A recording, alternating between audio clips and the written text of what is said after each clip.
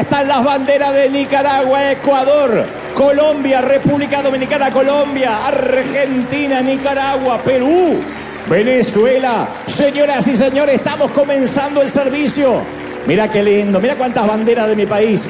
Arranca ese aplauso en vivo, transmitiendo para todo el mundo. ¡Pero qué lindo! Se los ve felices. ¡Cuántas banderas! Nicaragua, ya lo dije. Se ha vuelto esto un mundial de fútbol. Que Dios te bendiga, que Dios te guarde, que haga resplandecer su rostro sobre ti. Recién llevamos una hora cantando, alabando, viviendo esta fiesta que siempre la guardamos para los que estamos de la casa, pero ahora nos conectamos con el resto para transmitir a Asia, África, Europa, ¿qué más? América, Oceanía. Dios te bendiga, Dios te guarde y que este sea el día maravilloso que Dios arregló para preparar una cita y hablarnos como lo ha hecho aquí. ¿Estamos felices en casa, sí o no? Y en casa yo sé que también, que nos estaban esperando, así que un saludo enorme, Dios les bendiga a todos. Esta semana acabo de regresar de la bellísima Panamá. ¿Habrá algún panameño hoy aquí? No hay muchos panameños porque es tan lindo Panamá que no quieren venir para acá. Acá hay colombianos, venezolanos, argentinos, peruanos, dominicanos, salvadoreños, pero no hay panameños. Panamá es un país maravilloso. Me tocó estar parte de esta gira, que ya llevamos casi 50 y tantas ciudades, 2 años dando vuelta por el mundo, casi 38 países, 54 ciudades, y en Panamá estuvo presente la embajadora de Argentina en Panamá, a quien le mando un saludo muy especial. Estuvo también el embajador de Argentina en Jamaica, presente allí. Esa que veíamos recién era la embajadora y ese que levanta la mano es el embajador en Jamaica. Los quería mencionar porque ellos ahora están mirando desde sus respectivas embajadas en Panamá. Y después la gente que llegó desde toda parte del mundo, porque no solo en Panamá, venían de Costa Rica, bueno, no sé si todas partes del mundo, pero alrededor, al menos el Caribe. Y teníamos un sold out ya hace casi 4 meses atrás. Así que debimos haber hecho más funciones, pero podía llegar a peligrar mi llegada aquí el día domingo. Entonces siempre que eso sucede no lo hacemos, pero fue maravilloso todo lo que vivimos en esta bellísima ciudad. Y como ellos se conectan al streaming y esperan las imágenes y lo que pasó, siempre que vengo de un viaje yo te cuento, especialmente porque sé que vosotros siempre estáis orando, diría un español, por la salud, por los aviones, por los viajes, por las salidas, por las llegadas. Fue algo realmente maravilloso y 2 horas 20 donde literalmente el Espíritu Santo nos traspasó, nos habló. Vi tantas lágrimas, tantas risas. Es maravilloso. Todavía nos quedan algunas ciudades, nos quedan ahora pronto, la primera semana de septiembre, 4 ciudades más de México, pero Panamá fue realmente una bendición. Y como ya te quiero transmitir lo que creo Dios me dijo que te diga, y unas imágenes valen más que 1000 palabras, pequeño vídeo, creo que no dura ni 1 minuto y medio, 2 minutos, de lo que pasaba en Panamá. Mira.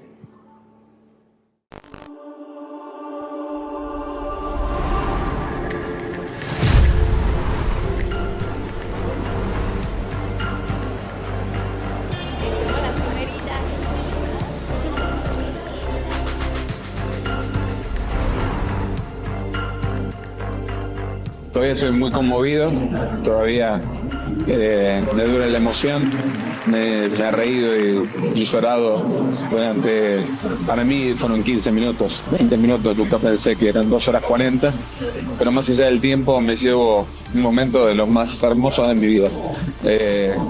Me vinieron 2 millones de recuerdos, 2 millones de cosas pasaron por mi mente, por mi corazón, y me voy pleno, feliz, como creo que se va toda la gente acá en Panamá. Así que gracias de todo corazón a vos, Dante, por darnos tanto amor siempre. Y hoy nos muestran más de amor. Me la llevo acá, conmigo para siempre. Gracias.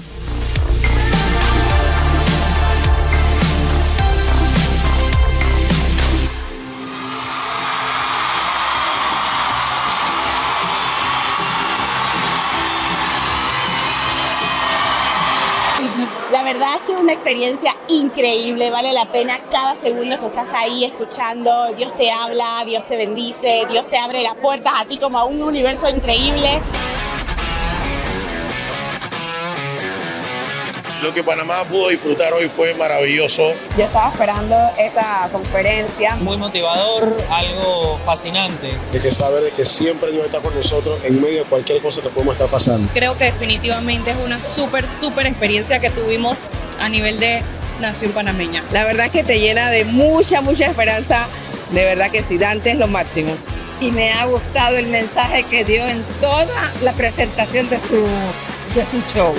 Y es muy bonito haber visto esto de diferentes países y hoy estar en mi país, en Panamá, y hacerlo. Excelente, la verdad que fue muy enriquecedora para todos nosotros. Que me gustaron también mucho los temas que se tocaron. Nos dio un repaso de todo lo que nosotros vivimos en la vida, de todo lo que tenemos que valorar. Gracias, Dante, nos diste una noche espectacular. Y agradezco muchísimo poder estar en una conferencia de presidente que tanto la esperamos que viniera a Panamá. Gracias, Dante, por venir, que Dios te bendiga siempre. Gracias, Panamá. A todos los panameños. Tenemos que hacer la conferencia en Los Ángeles, ¿sí o no?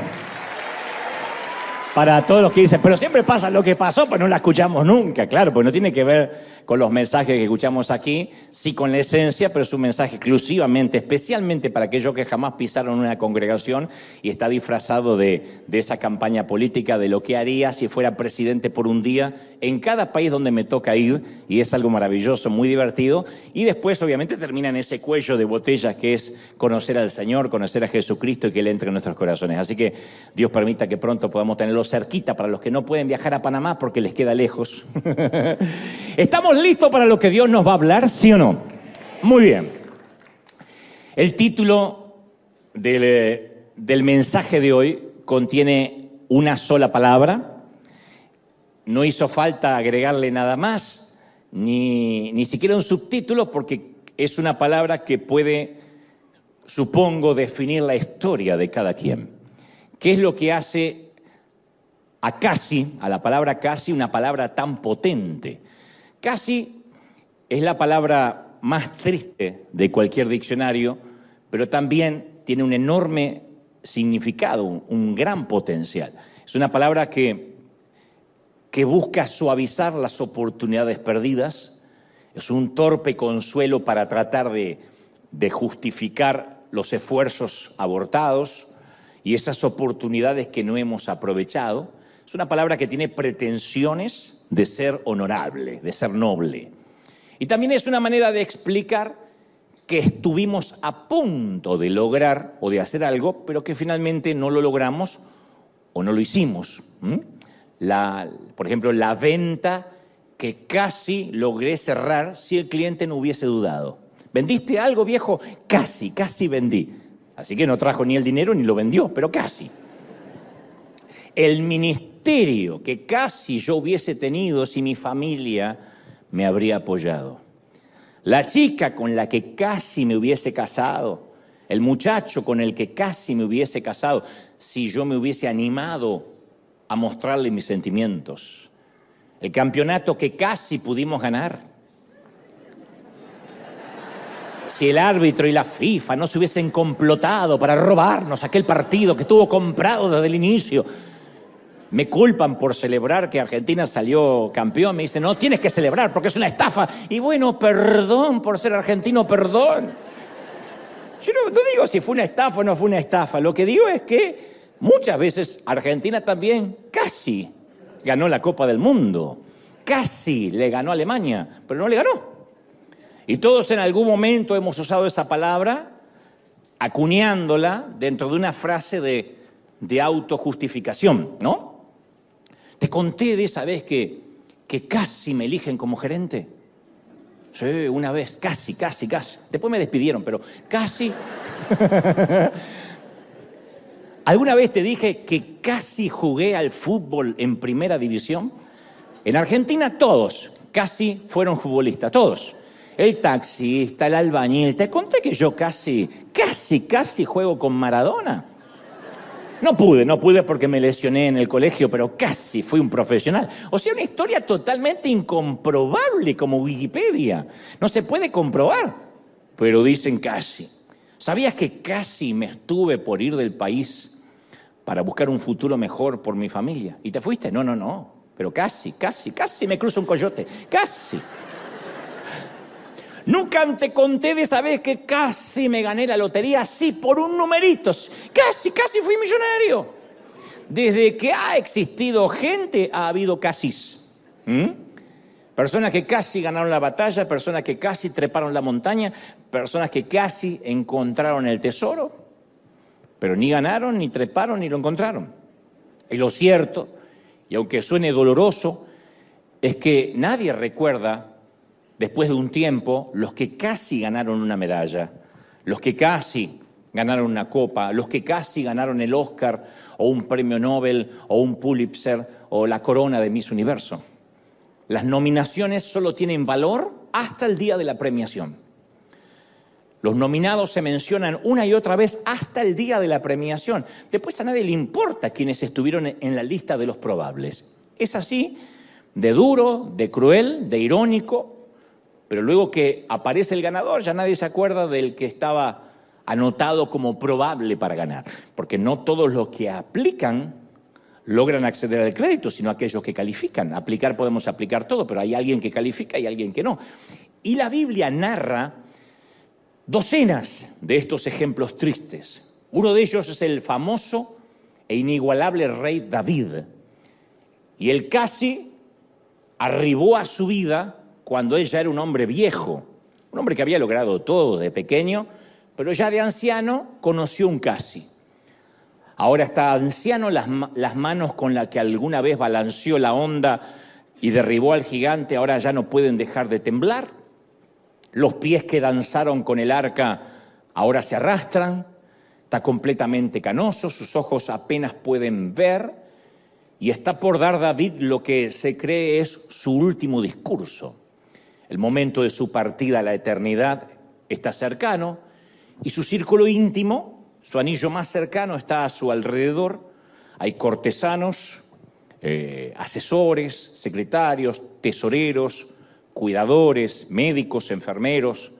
Y entonces dice aquellas palabras que se detallan en el primer libro de Crónicas, capítulo 28, versículo 2, dice: yo tenía el propósito, dice David, de edificar una casa en la cual reposara el arca del pacto de Jehová, y para que sirva de estrado de los pies de nuestro Dios, y yo ya había preparado todo para edificar.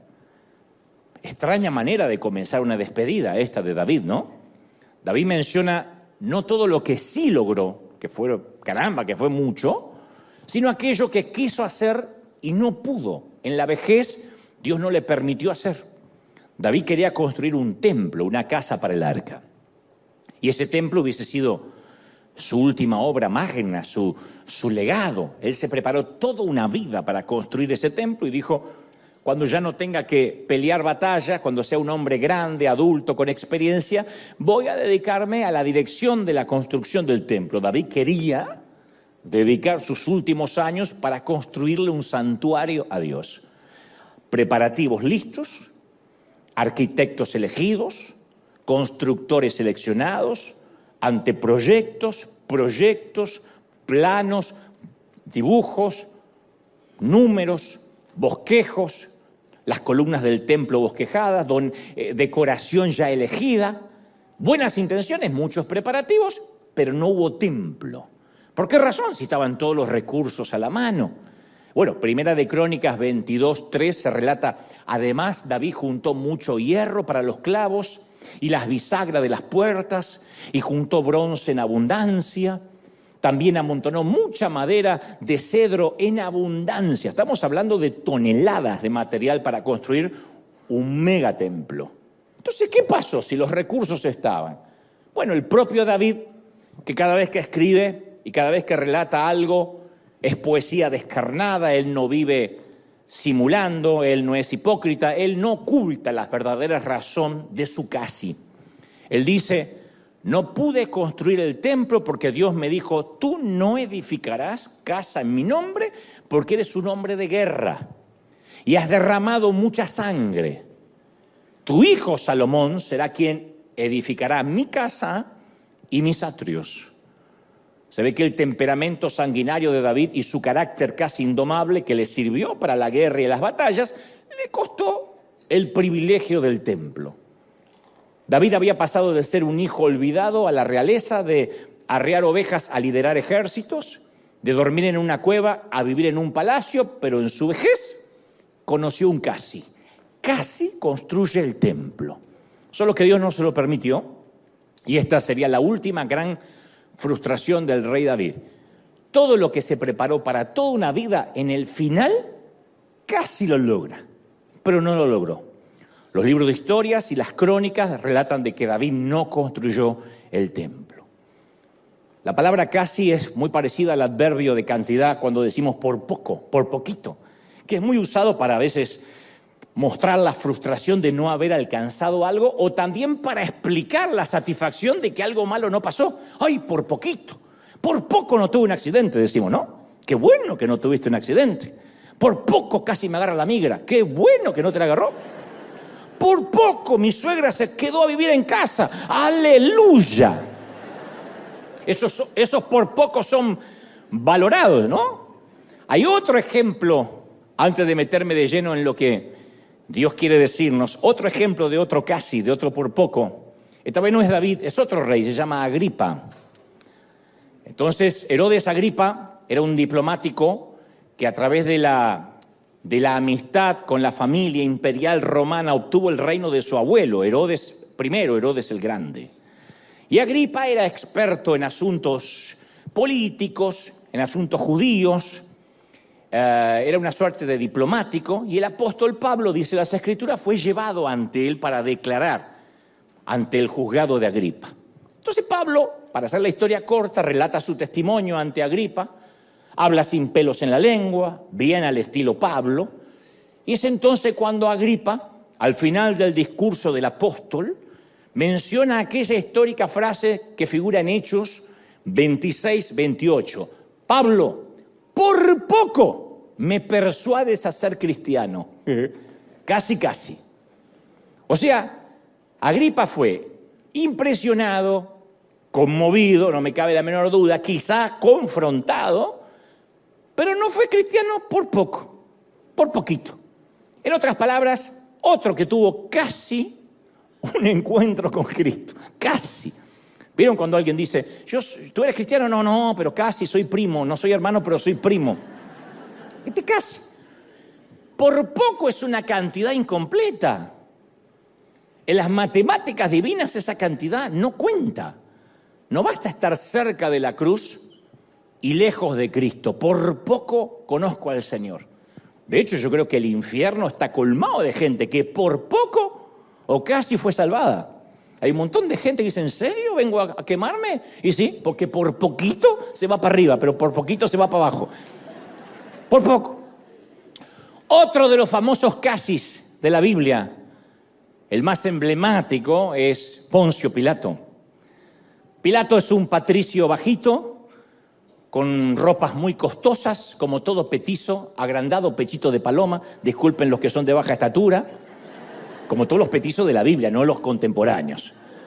Como todo prefecto, usa el cabello cortito, me lo imagino afeitado, prolijo, así se lucían los magistrados romanos, y especialmente los prefectos. Lo preceden 2 soldados que bajan por la escalera de piedra dentro de un inmenso patio hecho con mosaicos de roca. El pequeño magistrado se sienta en su silla y le traen al acusado del día. El presunto criminal tiene los pies hinchados, llenos de barro, manos tostadas, nudillos protuberantes. Se nota que fue carpintero al menos por 3 décadas. Más que un obrero, piensa Pilato, más que un sedicioso, más que un disidente, este es un obrero, parece alguien común. Tiene un ojo negro y cerrado con moretones por la hinchazón de la tortura. El otro ojo mira al suelo, el labio inferior del acusado está partido, sangrando, los cabellos llenos de sangre pegados a su frente. Es obvio que antes de traer al acusado ante el procurador, le propiciaron una muy buena paliza. La experiencia le ha enseñado a Pilato a mantenerse alejado de las trifulcas judías, especialmente de las religiosas. Él no se mete con eso. pero tiene que admitir que siente curiosidad. ¿Por qué este Jesús ha agitado tanto al pueblo? Si fuera por la naturaleza de los cargos que se le imputan, Pilato soltaría al hombre de inmediato, porque no hay ninguna prueba contra él, excepto el odio de quienes lo trajeron. Pero el pueblo tiene sed de sangre y están exigiendo un veredicto. Entonces el pequeño hombrecito que representa el poder del Imperio Romano dice: hey, ¿eres tú el rey de los judíos? Jesús no levanta la cabeza, pero a lo mejor alza los ojos, uno de ellos, el otro no lo puede abrir. Pilato piensa: ¿cuántos ojos desorbitados lo han mirado así, pidiendo misericordia, rogando la absolución? Pero este carpintero no ruega, este carpintero no se defiende, solo responde sin levantar la voz en un tono casi monocorde, dice: tú lo dices. Vuelvo a preguntarte, ¿eres el rey de los judíos? Y él vuelve a decir: tú lo dices. Y antes que Pilato pueda reaccionar, el grupo de líderes judíos que lo trajo hasta ahí empiezan a gritar contra el acusado: este hombre se proclama a sí mismo el rey, debe morir. Y mientras tanto, el humilde Galileo sigue mirando al suelo. Pilato mira a los líderes judíos apiñados en el rincón opuesto al tribunal. Para los religiosos, los latigazos no son suficientes. Pilato quiere dejar ir a Jesús. De alguna forma está diciendo: dame una sola razón, Galileo, y te dejo ir. Una razón y te dejo libre. Estos locos te odian y no sé por qué, pero no encuentro nada para condenarte, así que dame una sola razón y te dejo ir. Así que trata de negociar con el pueblo, trata de entregarles a Barrabás, un delincuente, pero ellos prefieren matar a Jesús. Cree que si manda a Jesús al poste de los azotes y le dan 39 latigazos, los que lo acusan se quedarán conformes. No, ellos quieren que Jesús vaya al Gólgota. Pilato declara que no encuentra ningún crimen en este hombre, pero ellos lo acusan de violar la ley, de oponerse al César. Así que Pilato casi lleva a cabo lo que hubiese sido el más grande acto de misericordia de toda la historia mundial. Casi. Él casi puso en libertad al Hijo de Dios. Claro, teológicamente alguien puede decir: pero eso hubiese impedido el plan divino. Ok, pero vamos a centrarnos en Pilato. Él casi pudo haberlo liberado. Él tenía el poder. Él tenía la decisión. Él usaba el anillo con el que se sellaban las órdenes. El anillo de Pilato tipificaba que el César lo endosaba. Y Lucas 23:22 dice: Pilato les dijo por tercera vez: ¿qué mal ha hecho este hombre? No encuentro en él ningún delito que merezca la muerte. Así que lo castigaré y lo soltaré. Y en esta historia uno puede empezar a visualizar las razones por las que a veces se dan los tristes casi, como el caso de David, el caso de Agripa y este caso, el de Pilato. Dice la palabra que los religiosos daban grandes voces, gritaban, pidiendo que Jesús fuese crucificado. Y las voces de ellos, dice la palabra, prevalecieron, taparon todos los razonamientos, prevalecieron por encima de las demás. Hubo varias voces que Pilato pudo haber oído. Él pudo haber oído la voz de Jesús. Lo tuvo enfrente 3 veces a ese nazareno. Jesús no se defendió, apenas respondió lo que se le preguntaba, pero su silencio fue mucho más alto que las demandas de la multitud. Pilato no lo escuchó. Cualquier juez o magistrado que ha estado en estas situaciones antes dicen que pueden leer al acusado. Inmediatamente, por muy simulador que sea o muy hipócrita, pueden identificar si es culpable o no. Pilato identifica de que es inocente. Él pudo haber, Pilato, escuchado la voz de su esposa. En un momento él siente un golpecito en el hombro. Nadie le puede tocar el hombro, excepto la esposa, porque después se le arma en casa si no hace caso. Y le dice la esposa, le manda un papelito, le manda una esquela. Mi querido Pila, no tengas nada que ver con este justo, porque he tenido muchos sueños con este hombre. Y ahora que lo veo personalmente, es el hombre con el que he soñado, es un justo. No te metas, que los judíos arreglen sus problemas entre ellos. Cualquiera se hubiese detenido y se hubiese preguntado acerca del origen de ese sueño y por qué su esposa, que es romana, lo llama justo. Los romanos no llaman justos a ningún judío. Yo hubiese pedido un cuarto intermedio, unos momentos, y le hubiese dicho, gorda, ¿de qué hablas? Mira, Pilato, tuve pesadilla. No sé, no lo escuchó. Pilato no la oyó. Pudo haber escuchado su propia voz. Él dice, no hay nada equivocado en este hombre, no hay una razón que justifique el tener que crucificarlo. Es la pena máxima. Es lo que le hacemos a los delincuentes, a los criminales, para que sea una exposición, una lección al resto del mundo, no un hombre que dijo un par de cosas que a ustedes no le agradaron. Él pudo haber escuchado muchas voces, Pilatos digo, pero no lo hizo. Tantas voces, la voz de la religión, la voz de la conveniencia, la voz de la política, la voz de la conciencia. Así que Pilato se hace esa pregunta también muy famosa en las Escrituras. ¿Qué haré con Jesús, llamado el Cristo? La pregunta sigue resonando a través de los siglos. Hay mucha gente que se pregunta, ¿qué voy a hacer con Cristo? ¿Qué voy a hacer con este Jesús? ¿Dejo que entre en mi vida o sigo de largo? ¿Qué voy a hacer con Cristo? Él dijo, ¿qué haré con este hombre? Lo expresó verbalmente, no sabía qué decisión tomar. Él casi lo liberó, pero no lo hizo.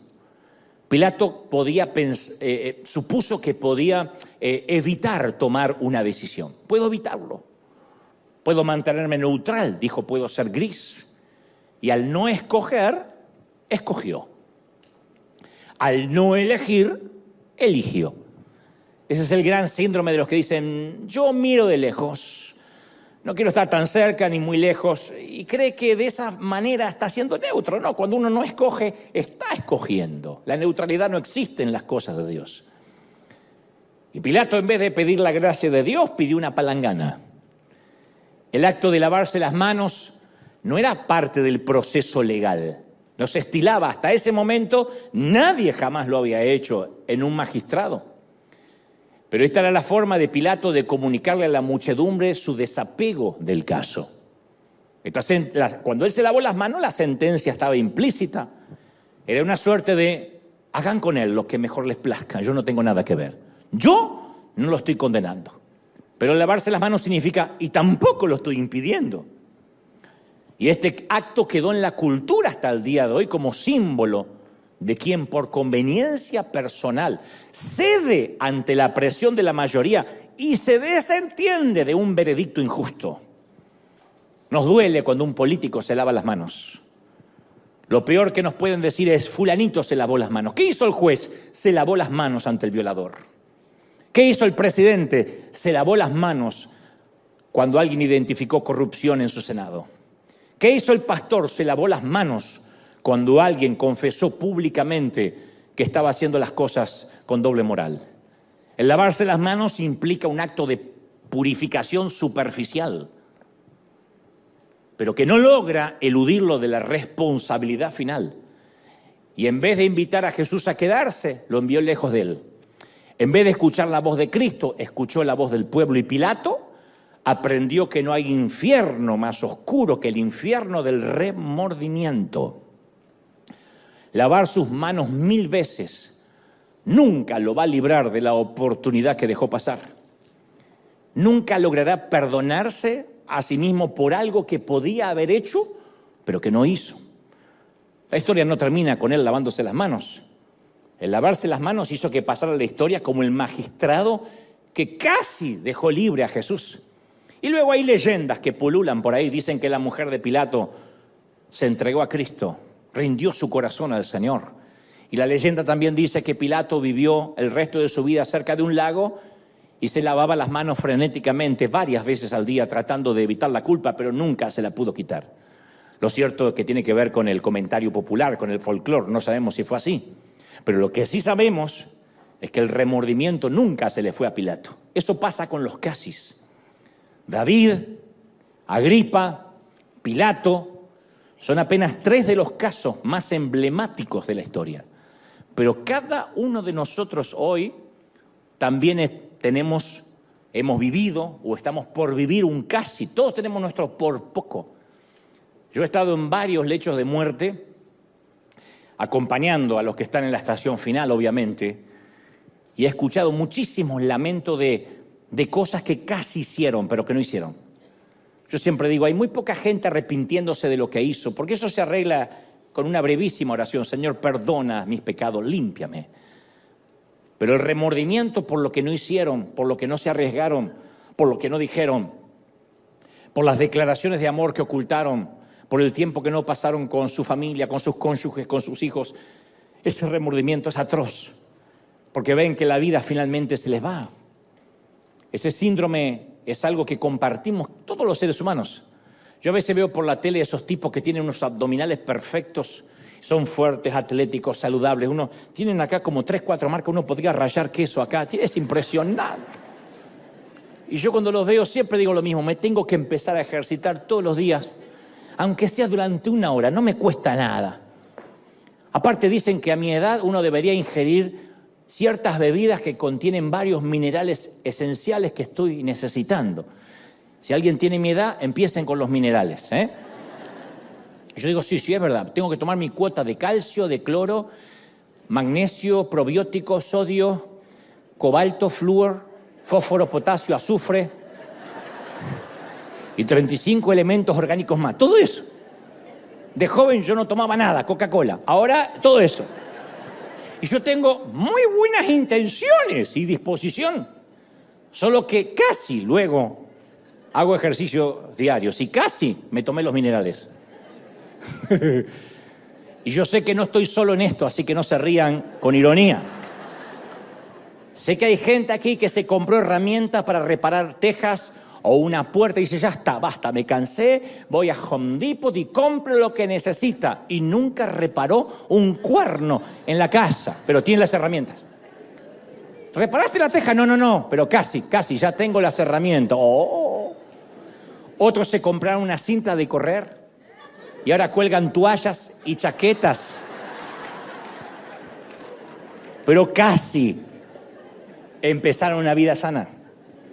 Ahora, yo sé que ciertas cosas son opcionales y depende de cada quien, como la de lograr músculos abdominales bien definidos o reparar una puerta.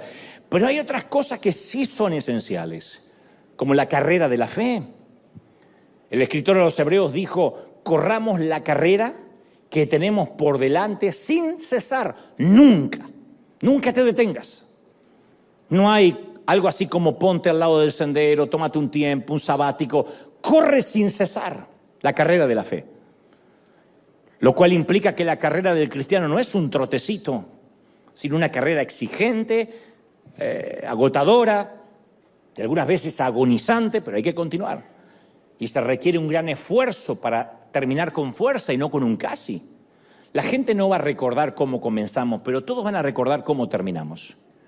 Yo lo he visto en boxeadores, en grandes actores del universo de Hollywood que hacen una película de más que es un fracaso y la gente los recuerda por eso. Así de injustos somos.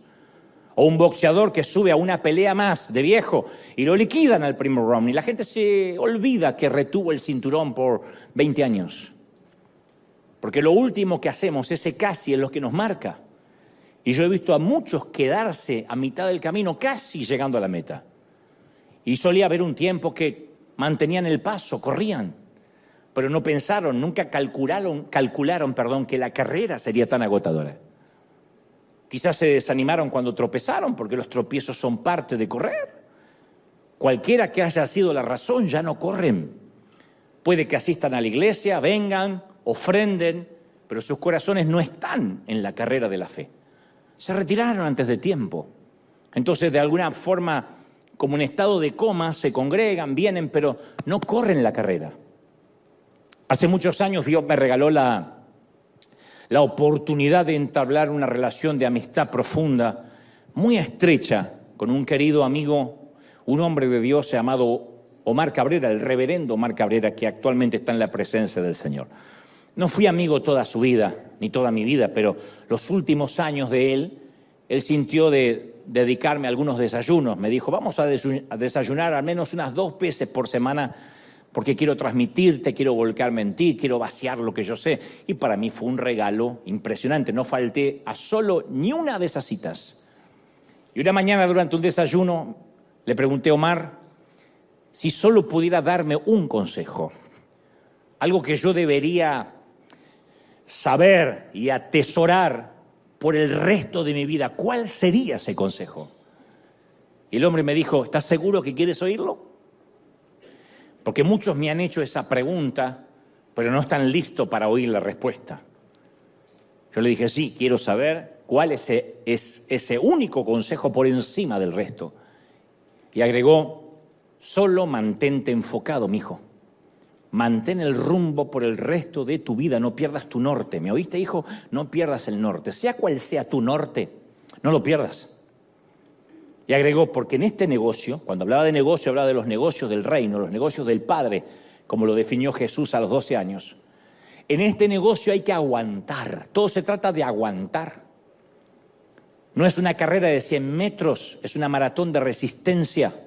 Y hay que permanecer, hay que durar, hay que sostenerse, hay que aguantar los golpes y estar ahí. Yo agradecí eso. Y me he olvidado otras cosas por la fragilidad de mi memoria. Pero he guardado ese axioma hasta el día de hoy. Si algo nació en el corazón de Dios, se supone que debe permanecer. Y debe permanecer y mantenerse en el tiempo hasta el final, terminar bien. En el libro de los Hechos, el capítulo 5, el versículo 35, se narra que el Sanedrín, los religiosos de la época, los fariseos querían condenar a muerte a los discípulos, a los seguidores de Jesús. Los querían ejecutar. Y entonces se para en el medio de la corte del magistrado un tal Gamaliel, doctor de la ley, un tipo muy respetado, y presenta una magnífica interpelación que a mí me ha salvado la vida cada vez que recuerdo estas palabras. No son las más conocidas, no aparecen en las calcomanías, ni se usan como pegatinas en los automóviles y en las neveras, pero caramba que estas palabras a mí me han salvado la vida más de una vez. Gamaliel dijo, hombres de Israel, les habla, insisto, a todos los que quieren condenar a los discípulos. Piensen 2 veces lo que están a punto de hacer con estos hombres. Y luego da una explicación, dice, hace algún tiempo, ustedes saben que surgió un tal Teudas, que se jactaba de ser el Mesías. ¿Se acuerdan de Teudas? Oh, dijeron todos, sí. Se le unieron como 400 hombres. Él decía, Teudas, que era el Cristo. Pero lo mataron. Y que yo sepa, no resucitó. Ahí está el cuerpo. Y todos los seguidores se dispersaron y ahí se acabó todo. Después surgió un tal Judas el Galileo, ¿se acuerdan? Oh, sí, en los días del censo. Y logró también que un grupete lo siguiera. Porque como decía mi mamá, esto no lo dijo Gamaliel, sino mi mamá, para cada roto hay un descosido. Bueno, y a este Judas, dice Gamaliel, también lo mataron. Y todos sus secuaces se dispersaron. Ajá, bueno, en este caso, les aconsejo, varones de Israel, que dejen a estos hombres en paz. Caerán por su propio peso si tienen que caerse, suéltenlos. Si lo que se proponen y hacen es de origen humano, va a fracasar. Van a quedar en un casi. Pero si es de Dios, no lo van a poder detener y no sea que se encuentren luchando contra Dios. Cuando dijo eso, les corrió un frío a todos por la espalda que empezó acá y terminó donde culmina el nombre digno de la espalda. Y soltaron a los hombres. El razonamiento es sencillo. Lo que es humano termina en un casi. David intentando construir el templo, Agripa diciendo, por poco me persuades a ser cristiano. Pilato diciendo, me lavo las manos, casi puedo liberarlo, pero no lo voy a hacer. Gamaliel les habló de aquellos que decían haber sido Mesías y casi fueron Mesías Pero no lo hicieron, no fueron. No resucitaron, no liberaron a nadie. Lo que no nace en el corazón de Dios se suele disolver como arena mojada entre los dedos. ¿A cuántos, y esto lo sé que lo saben los pastores que me están mirando, a cuántos hemos visto tratar de dividir iglesias? Porque esto le pasa a todos los pastores del planeta. De repente alguien mira de abajo y dijo, qué fácil es hacer esto. Me pongo un traje, suelas rojas y predico, digo 3 chistes y ya está. Algunos creen que es fácil, entonces dice, bueno, me voy a poner una iglesia y se llevan siempre adeptos, siempre encuentra, para un roto siempre hay un descosido, siempre detrás de un loco hay otro más loco que lo sigue. Y dicen, Dios me mandó a poner un ministerio nuevo, pero este va a ser más poderoso, o más fogoso, o no sé, o más sanador, o no va a haber suegras aquí, no sé lo que prometan. Y luego quedan frustrados, estancados, olvidados. Yo recuerdo a alguien que me dijo, Dante, yo voy a ser el único que se vaya de River y voy a tener un gran éxito. Y no valió de nada que yo le explicara que cuando alguien busca el éxito es esquivo. Nunca la búsqueda del éxito puede ser el motor y menos el combustible de un llamado genuino. No nos metemos en el negocio de las almas para tener éxito. Una buena fama para con los hombres, así como el éxito bien entendido o los recursos, el dinero, nunca se buscan. Llegan solas, como la cosecha de una buena siembra de años. Cuesta 30 años hacer un éxito de la noche a la mañana. Y eso llega, dice la Biblia, te alcanzarán las bendiciones. ¿Alguien lo cree, sí o no? No dice, buscará las bendiciones. Las bendiciones te alcanzarán. Hombres como este muchacho que me dijo eso, ignoran el principio de Gamaliel. Si realmente es de Dios, prevalece. Si no queda en otro casi. No hay cosas instantáneas en el reino de Dios. Es una resistencia. Cuando las multitudes seguían a Jesús con propósitos egoístas, Él les recordaba el costo. Y en Lucas 14:28 usa hasta una metáfora de construcción para que entiendan. Les dice Jesús, supongamos que alguno de ustedes quiere construir una torre. Si tienen algo de sentido común, ¿acaso no se sientan primero a calcular el costo? Para ver si tiene suficiente dinero para terminarla, porque si construye un piso no es una torre. Si echa los cimientos y no puede terminarla, todos los que lo vean, dijo Jesús, van a comenzar a burlarse y dirán, este hombre no pudo terminar lo que empezó a construir. ¿Cuánta gente hemos conocido que son torres a medio construir? Que quisieron, pero no calcularon el costo. Y dijeron, yo voy por la fe. ¿Y el costo? Ir por fe no es improvisar. Te puedo contar decenas de casos de cuando yo era chiquito, o jovencito, o niño, que en la iglesia donde nos congregábamos alguien dejaba el trabajo en la fábrica metalúrgica o abandonaba el empleo porque decía, voy a vivir a partir de ahora por fe. Dios me dijo. Y se moría de hambre, él, los hijos, la familia. Terminaba divorciándose, un caos. Porque hacían de la ignorancia una virtud, de la improvisación un don. Entonces nunca solo las buenas intenciones son suficientes para terminar aquello que empezamos. Las intenciones Dios nunca bendice intenciones. Si no, cuando lleguemos al cielo, el Señor en lugar de decirnos bien hecho, siervo fiel, nos diría, bien intencionado, siervo fiel. ¡Oh! ¡Qué intenciones que tenía! Sí, nunca hemos visto un dedo, pero qué intenciones buenas. Y hay de los que empiezan a construir, pero no termina aquello que comenzaron por falta de cálculo. Todo en la vida merece un cálculo. Si vas a casarte, tienes que calcular los costos. Si vas a tener hijos, tienes que calcular los costos. Si decides no tenerlos, tienes que calcular los costos de no tener hijos. Si vas a comprar una casa, si vas a emprender un crédito, si vas a irte de un país, quedarte en el país, todo tiene un costo que hay que calcular. Si vas a las urnas a votar democráticamente por un presidente, tiene un costo. ¿Cuánta gente hemos conocido que se enamora de un restaurante y dice, ay, cómo me encantaría ser dueño de uno? Pero jamás se dieron una vuelta por lo que significa una cocina. El restaurante no es lo que se ve de afuera con los cuadros y las velas, el caos que está pasando dentro de la cocina. Eso es con lo que vas a tener que lidiar. Y yo con el paso de los años he aprendido que lo importante no es correr rápido, sino mantenerse en la carrera. Después me dijo un arriero que no hay que llegar primero, sino hay que saber llegar. Lo cantamos, pero no lo ponemos por obra. Hay que saber llegar. Servir al Señor no es una carrera de 100 metros, es una maratón de resistencia, resistir. Yo me alegro mucho cuando me encuentro con consiervos que siguen en carrera con el paso de los años.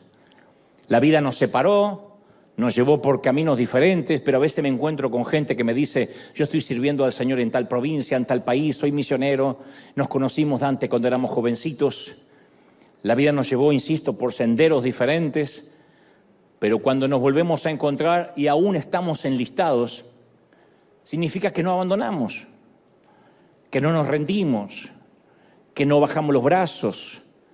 Y en el interín todos tuvimos problemas y tenemos problemas. Porque los que permanecen no son los impolutos, los perfectos y esos que se muestran sin pecado desde los estrados. Todos tenemos problemas. El que dice que no es un timador, pero todos luchamos con debilidades, con problemas, todos somos decepcionantes.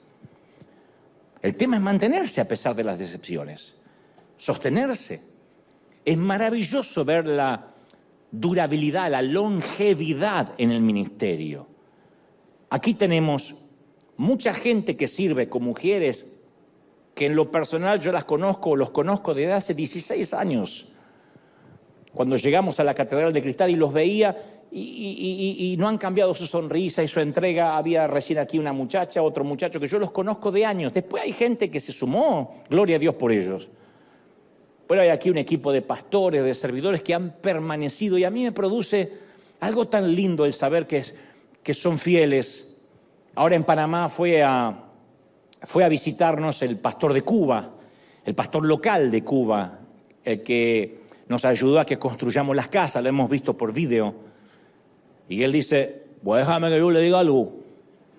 ¿Quiere que yo le diga algo, pastor? Yo estaba esperando, hablar así los cubanos, no estoy haciéndoles burla ni nada, sino que tiene un tono que es maravilloso, que ojalá que en el cielo se abre así. Bienvenido, bienvenido, bienvenido. ¿Qué pasa, sabor? Dice Pedro. Sería espectacular. Y me dice, mira, yo conocí aquí a tus pastores, a Guillermo, a Rudy, a Fernando. ¿Y sabes lo que me llama la atención a mí, a todos los cubanos? El amor que ellos tienen por River, el amor que tienen por ti, pastor. Son gente leal, son gente que no murmuran, son gente que no chismean. A mí se me infló el pecho así como Argentina cuando ganó ahora hace poco.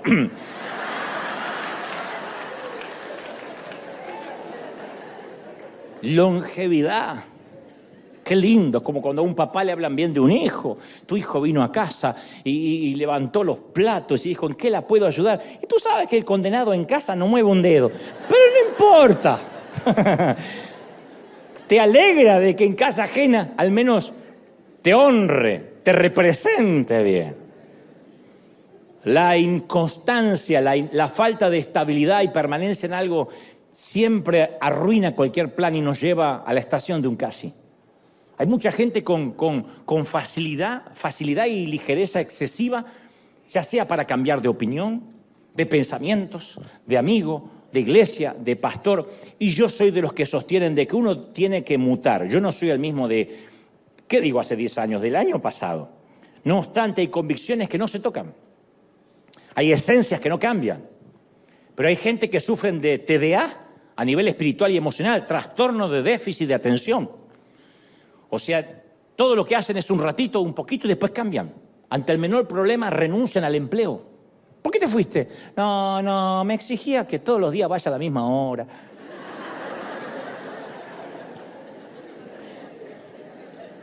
Hay quienes cambian de congregación en congregación y hasta te contabilizan las congregaciones en las que estuvieron. Y te dicen con orgullo, esta es la número 42. ¡Oh! Nunca puede echar raíces en ningún sitio, porque cuando las cosas se ponen feas o no comparte algo, se mandan a mudar. Otros son inconstantes intelectuales. Nunca terminan de leer un solo libro completo en toda su vida. Tiene más de 20 libros en la mesa de luz, todos a medio terminar. Y divagan como si tuvieran dislexia, pero lo que tienen es inconstancia. Por lo general, el que es inconstante intelectual lo es también en términos espirituales, por lo general. Hay corazones que están distraídos, que están desenfocados. Así hasta para cuando consumen streaming. Miren una serie y la dejan por la mitad, miren una película y la dejan por la mitad, porque se aburren. Vidas sin estrategias, vidas sin prioridad definida, erráticas, tienen hipo espiritual crónico. Y van donde el hipo los lleve. Vivimos en una época de gente frágil, de gente inconstante, lo podemos ver. Yo una vez te conté que leía que los sociólogos dicen que los nacidos entre 1990 y 2000, no digas amén por las dudas, se los considera en su mayoría, siempre hay excepciones a la regla, la generación de cristal, porque son los hijos de la generación X, que atravesó muchas carencias y salieron adelante a los golpes para tener como prioridad el darle a sus hijos una mejor calidad de vida, para que no pasaran lo mismo que ellos tuvieron que atravesar. Hasta ahí está todo bien. Sin embargo, eso trae consigo un problema. Son los hijos más inconstantes y más frágiles que jamás tuvo la humanidad, porque no tuvieron nunca frustraciones, porque nunca se encontraron a problemas reales. Nacieron en la edad digital. Yo nací analógico y me hice digital de grande. Pero estos ya son digitales. Y en ellos todo es efímero, como las redes sociales, son la generación del casi. Casi estudio, casi trabajo, casi lo logro. Falta de empatía, poco interés en la lectura, cero cultura. La cultura es lo que leen en un celular. Tienen baja estima, poca tolerancia a la frustración. Son una categoría social de ánimo inestable, que sobresale su fragilidad emocional. Entonces hay un montón de gente que está preparada para el éxito, para el triunfo, y si algo sale mal o tropiezan con un imponderable, se desata en ellos una intolerancia desproporcionada. Y esto pasa en el ámbito cristiano. Los mártires eran torturados. No estoy hablando de los mártires bíblicos, los contemporáneos. Tras la cortina de hierro de la Unión Soviética, tras la China Roja, que tenían que orar en catacumbas y podían, cuando te agarraban, te mataban, no era que te ponían un ticket. Y sin embargo ahora cualquier cosa es suficiente para me voy de la iglesia, no me dieron amor. Y los sociólogos afirman que vamos rumbo a un planeta de cristal. Una humanidad que quiere ganarse todo, pero que reclama por todo también. Hay gente que no se le puede hablar ni siquiera en un tono más alto porque inmediatamente se sienten agredidos y te quieren hacer una denuncia de abuso emocional. Por favor, me estás abusando. Me estás abusando. ¿De verdad? Y el Señor es un Dios de longevidad, de permanencia, de resistencia.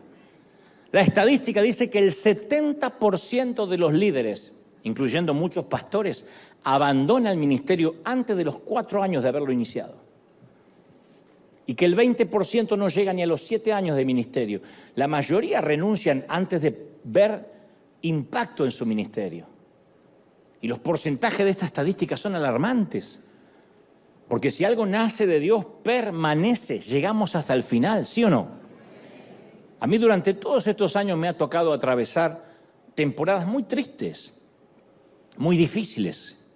Decepciones, traiciones en el ministerio, dolor, injusticias, falso testimonio, murmuración, difamación, crítica. Todo sumado a las redes sociales que hace 20 años atrás no estaban en boga.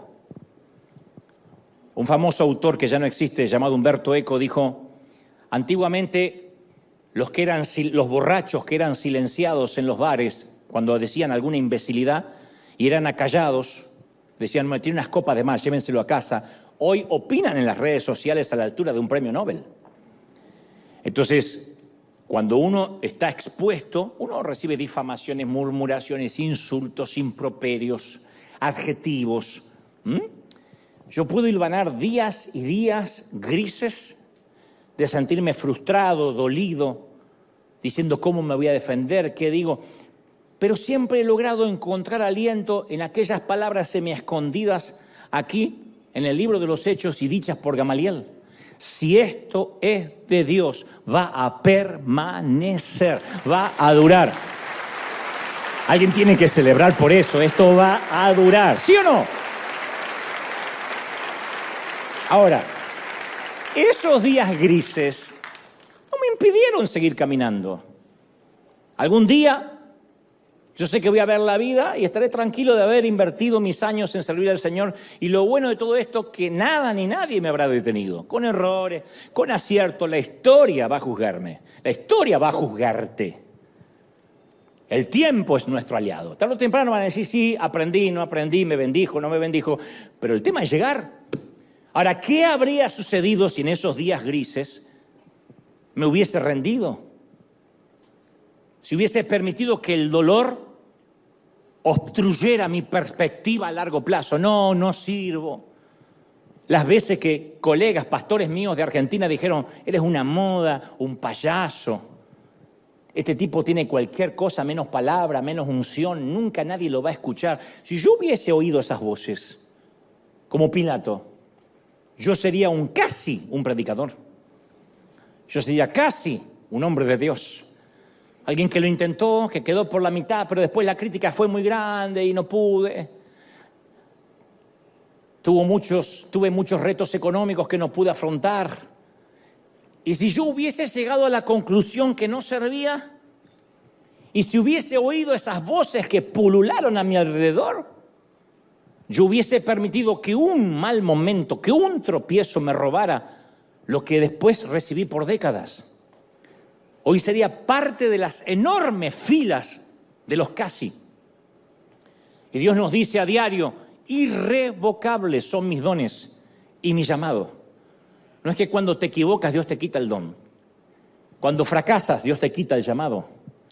No se lo quitó a Moisés, no se lo quitó a Jonás. Lo metió en el vientre de un pez, pero el llamado lo tuvo. Vas a ir o por barco o por pez, pero vas. Moisés tuvo que atravesar un montón de situaciones. Y te hablo de José. Dios no revoca el llamado. Y esto va para alguien que me está oyendo o viendo. Dios no perdió el interés en ti. Nunca, nunca, nunca, nunca. Dios va a usarte. ¿Alguien lo cree, sí o no? Dios no baja los brazos.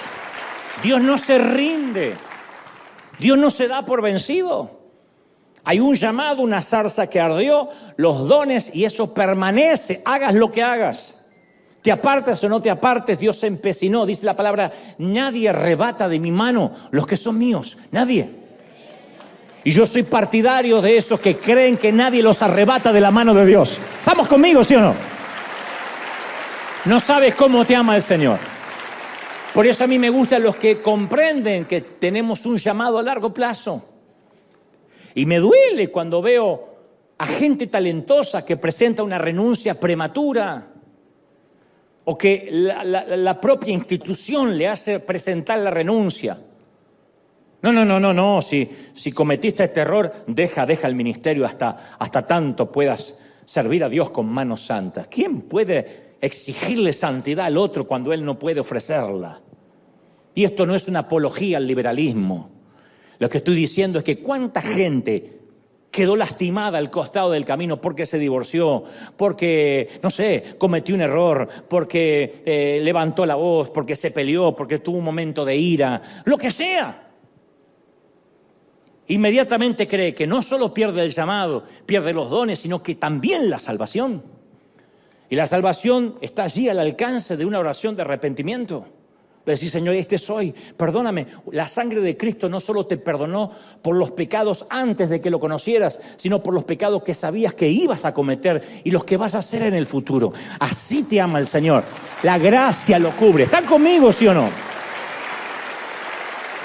Y a veces muchos abandonan el ministerio. Y los congregantes tienen que recoger los pedazos rotos de una visión abortada. ¿Por qué? La visión tiene que permanecer. No depende del movimiento enterrador de un hombre.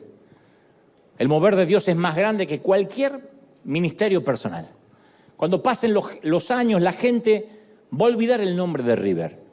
Porque así es. La gente no recuerda eternamente los nombres de las iglesias. Va a olvidar el nombre mío. Pero eso está bien, porque la gloria le pertenece a Dios. La gente olvidará a River, olvidará a Dante, olvidará a los servidores, pero nunca va a olvidar cómo Dios les cambió la vida. Lo que pasó durante esta temporada. Puede que olviden la casa del pan, pero nunca van a olvidar el pan que comieron, nunca. Que cada vez que venían había pan en la casa del pan. La casa se puede olvidar, la panadería ya no está, qué sé yo. Pero uno nunca olvida lo que comió. Y en una cultura en que la inestabilidad es la norma, la regla, es esencial que la gente encuentre constancia en la iglesia. Constancia. Yo siempre dije, no podemos andar saltando de visión en visión. Los líderes de River saben que esta es la misma visión que tenemos de hace años. No ha cambiado, no es que todos los domingos hay una teología novedosa, hoy vamos a hacer algo distinto. Es siempre lo mismo. Algunos se pueden aburrir, pero siempre es un enfoque en qué somos buenos. Lo hemos hablado muchas veces. Nuestro compromiso es que nunca lo sagrado se vuelva común. Y eso va a ser consistente. Y si tienes un llamado y ahora estás en un momento de debilidad, y dices, yo sé que tengo dones y no los estoy usando, yo sé que tengo un llamado, pero me desvié. Lo único que tienes que hacer es, Dios mío, yo reconozco que soy un desastre, que tengo hipo, y el hipo me lleva de un sitio a otro, y que estoy luchando con muchas cosas, pero te doy mi palabra que quiero morir como un gladiador, como un samurái, peleando, siempre yendo para adelante. Voy a ser como el junco de la Florida que se dobla con el viento y los huracanes, pero cuando pasa el viento se vuelve a levantar. Puedes contar conmigo hasta el último de mis días. Esa es la promesa que tenemos que hacerle al Señor. Y nos volvemos a levantar. ¿Sí o no? El Señor no te dice, ¿puedes ser perfecto el resto de tu vida? No, Él pondrá la santidad. Él pondrá con su gracia la perfección. Lo que te pide es, ¿puedes tener continuidad? ¿Puedes invertir hasta el último suspiro en servirme? Y si te toca terminar en la cama de un hospital y todavía estás consciente porque la mente sobrevivió a tu cuerpo, ¿podrías predicarle al de la cama de al lado antes de irte a la eternidad? Podrías decirle, hey, yo estoy por irme, pero ¿qué tal si tú también te preparas para irte también? ¿Podrías servirme hasta el último aliento de tu vida? ¿Sí o no? Mira, te voy a contar un ejemplo diametralmente opuesto a los tres primeros. Al de David intentando construir el templo, al de Agripa y el de Pilato. La vida de Pablo. La vida de Pablo es la antítesis de eso. Pablo comienza su testimonio con estas palabras. Dice en Hechos 22:3, dice, yo soy judío, nacido en Tarso, pero criado en esta ciudad bajo la tutela de Gamaliel. Acá vuelve a aparecer nuestro personaje. Recibí instrucción cabal de la ley de nuestros antepasados, dice Pablo. Fui tan celoso de Dios como cualquiera de ustedes lo es hoy en día. Así comienza su testimonio Pablo. Y quiero darte esta introducción para que entiendas el punto al que voy. Tarso, donde nació Saulo, otrora Pablo, estaba a pocos kilómetros de la costa y servía como centro de comercio y abastecimiento a navegantes, piratas, mercaderes de toda Europa y Asia. Entonces cualquier chiquito que se criaba cerca de las costas de Tarso se rodeaba de docenas de idiomas y era testigo de un crisol de culturas. Tarso era un punto de parada en un sistema de las rutas romanas. Síganme en esto. El Imperio Romano se jactaba de las carreteras. De allí viene la frase, todos los caminos conducen a Roma, cuando se pierde tu marido. Bueno, las carreteras de Roma conectaban los centros comerciales del mundo antiguo.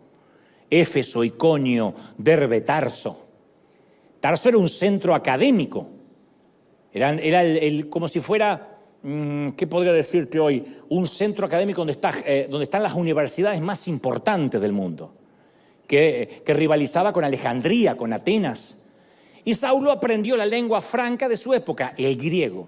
Así que el tipo lo hablaba el griego, lo escribía y pensaba en griego. Como algunos de ustedes que hablan español y piensan en inglés. Y por eso dice, aparca la troca, te llamo para atrás.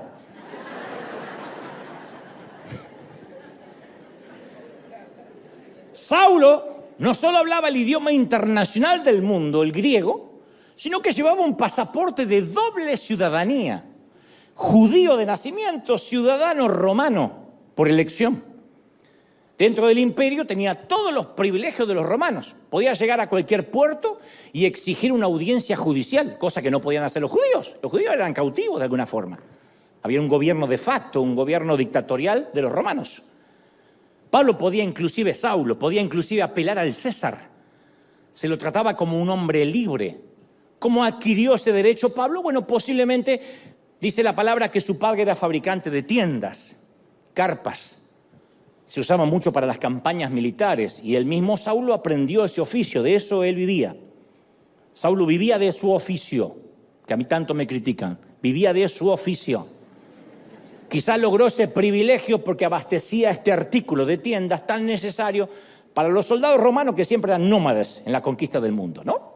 El joven Saulo deja Tarso con todo lo que un misionero podía necesitar. Tenía conocimiento cultural, dominio lingüístico, documentos para viajar, un oficio para ganarse la vida, no era de carga de nadie, posiblemente tendría ahorros, y se fue a Jerusalén a estudiar con los rabinos, memorizó la Torá, aprendió las leyes rabínicas. Síganme.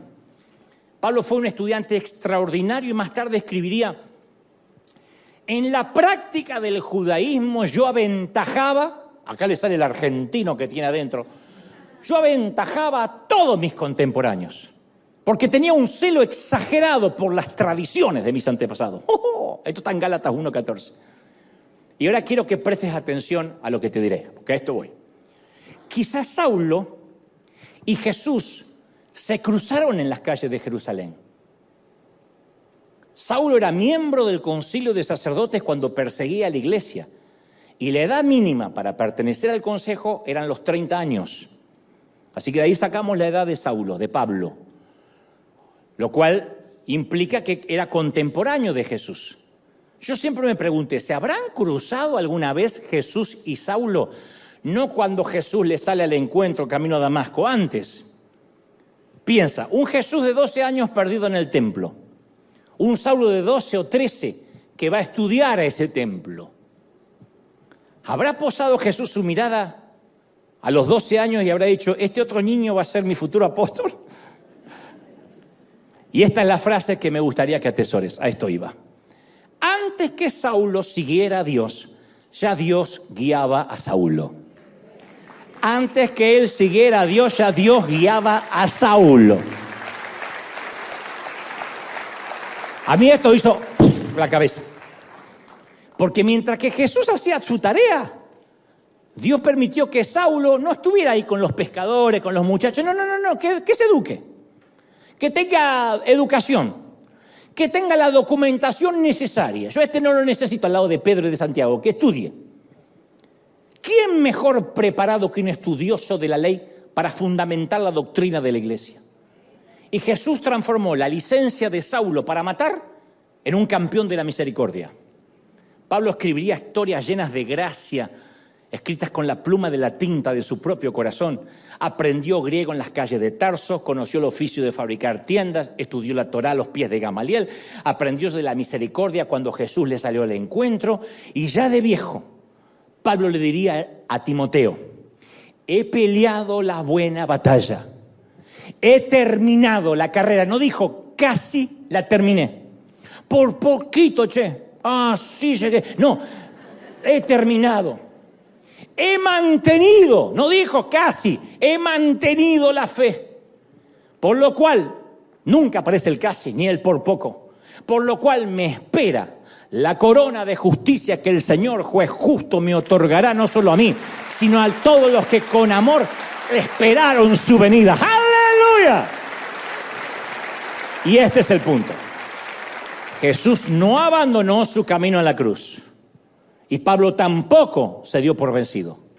Y todo por una razón que lo diré otra vez. Antes que Saulo siguiera a Dios, Dios ya estaba guiando a Saulo.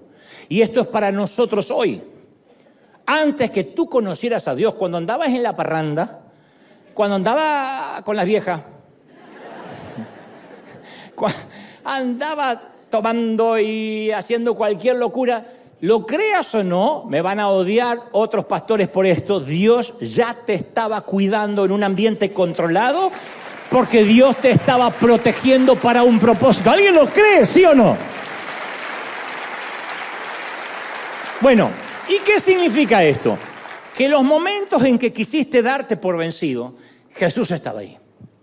Los momentos de tentación que dijiste, cedí, claudiqué, Jesús estaba ahí. En los momentos en que te quedaste al lado del sendero diciendo, no puedo más, no tengo oxígeno, Jesús estaba ahí. Parece una palabra de motivación, es una palabra teológica profunda. Porque si no pensamos que en ese momento el diablo nos tenía, Dios no nos conocía, el Señor tenía un propósito con Saulo desde que nació. Pablo no fue un plan B. No es que Jesús dijo, uy, me busqué justo 12 ignorantes y encima uno traidor. Y ninguno de estos puede escribir algo medianamente digno, así que voy a tener que buscarme otro. ¿Habrá alguno? Sí, hay uno que persigue cristianos. Dios ya sabía que Saulo existía desde niño.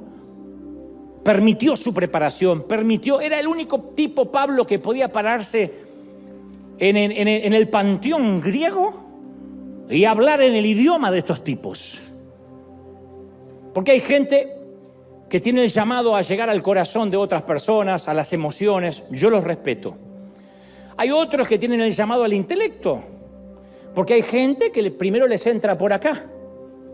Quizá hay muchos así ahí, o la mayoría aquí, que dicen, a mí no me vengan a gritar, reciba, ahora. A mí no me vengan con eso. Yo quiero entender. Y hay gente que dice, la puerta a mi corazón está por acá. Otros, la puerta a su corazón está en las emociones. Y está bien, somos distintos. Dios respeta nuestras estructuras mentales y espirituales y anímicas y emocionales. Pablo llegaba a los pensantes, a la gente de dinero, a los académicos, a los que debatían a Sócrates, a Platón, a los que filosofaban. Ahí no podía ir Pedro diciendo no tengo esto, no tengo nada, pero lo que tengo te doy. Eso no estoy desacreditándolo, pero no era lo que ellos querían oír. Hubiesen dicho esto es magia, esto es un truco. Pablo sabía cómo hablarles porque Dios lo preparó toda la vida. Y este es un mensaje para que no te rindas. Porque todas esas situaciones que te tocó atravesar en tu país, con una familia disfuncional, todos esos fallidos que has tenido durante la vida fueron permitidos por Dios para un propósito. Él nunca dejó de guiarte. Por eso no te puedes entregar. No puedes mirar hacia atrás y decir, hice un desastre. No, Dios permitió cada detalle. Los atletas dicen que cuando ya no pueden más, tienen que atravesar esa muralla de oxígeno. Una vez te lo conté. Y hay dos opciones. O te paras ahí, porque el cuerpo dice basta, o buscas un segundo aliento. Ahí es cuando empiezan a correr con el corazón y ya no corren con las piernas. Y esta palabra va para los que a veces ya no tienen fuerzas. Y el Señor me ha mostrado que están a punto de rendirse. Y piensan que quizás ya es hora de abandonar la carrera. El Señor me ha dicho que te diga, no existe el casi en tu vocabulario ni en el mío. No existe el casi. Te llamé para no abandonar. O estamos con Jesús o estamos en su contra. No hay un casi cristiano. No existen los casi llamados. No existen los casi santos. No existen los casi comprometidos. Con Jesús los casi se transforman en ciertamente. Los a veces se transforman en siempre. Los la próxima vez se transforman en esta vez, ahora. Jesús no subió a la cruz para casi morir por nosotros. Jesús no fue alguien que casi resucitó. Él lo dio todo. Y Jesús no tuvo espacio para el casi y no lo tiene hoy. Para el maestro la palabra casi es como decir nunca. Así que mi hermana, mi hermano, si en este mismo momento sientes que no puedes más, que no puedes correr más, por favor, no se te ocurra sentarte faltando tan poco para llegar a la meta. No creas que vas a decir, bueno, Dios va a tener en cuenta que lo intenté, casi lo logré. La frase algo es algo no funciona para Dios. Algo es algo. No, algo es algo no. Tienes que llegar a la meta como sea. Cojeando, herido, sangrando, arrastrándote con los codos.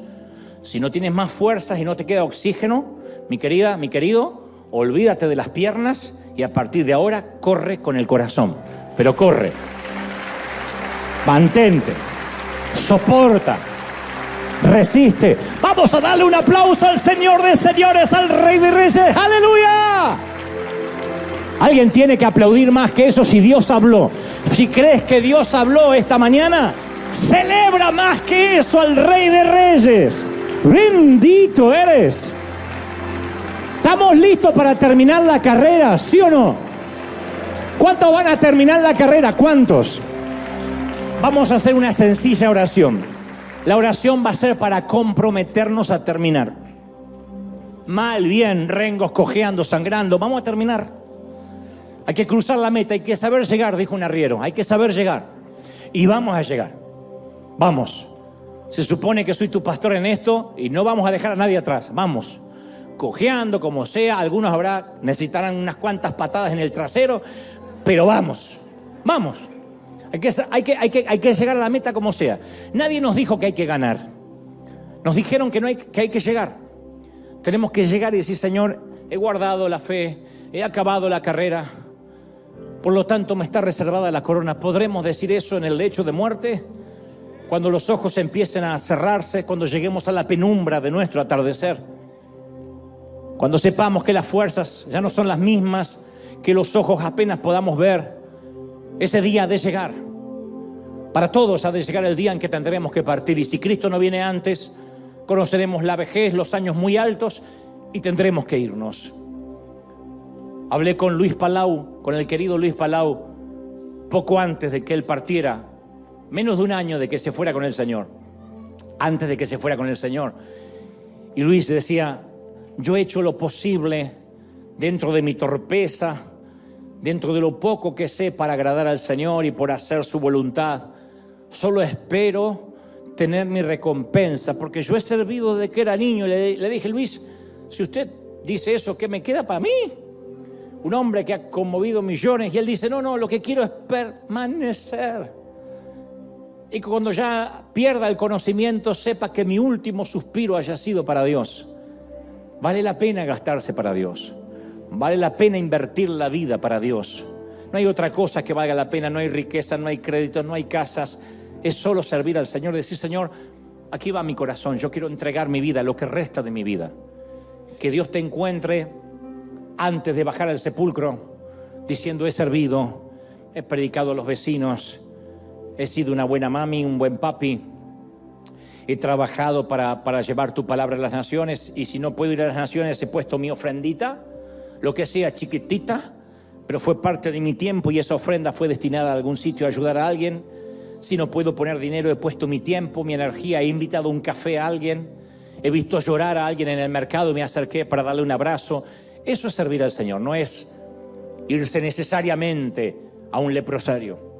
Pero sea lo que sea que Dios te haya pedido, si nunca más nos volvemos a ver aquí y la vida nos lleva por distintos senderos, me gustaría encontrarte, reencontrarme contigo en el cielo y que me digas, yo fui parte de River, yo estuve en aquella temporada, o yo visité River desde otro país, yo estuve en aquel domingo, ¿sabes?